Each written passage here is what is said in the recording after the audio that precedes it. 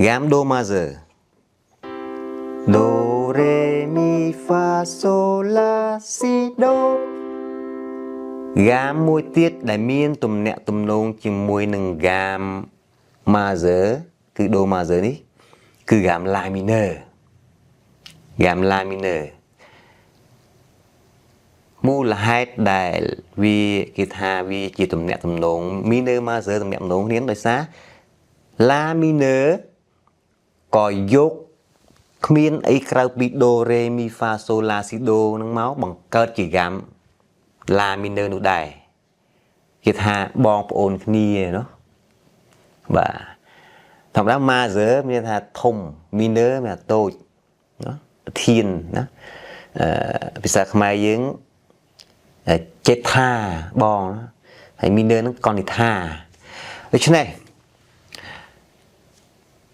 គុំបាច់គិតច្រើនច្បាស់ហើយ gam mineur វាមានអត្តសញ្ញាណពិសេសរបស់វាណាបើយើងចង់ច្បាស់ចង់ស៊ីជម្រៅយើងទៅសិក្សា gam mineur ក៏ប៉ុន្តែកម្រិតនេះគឺខ្ញុំឲ្យអ្វីដែលស្រួលយល់និងលេងតែម្ដង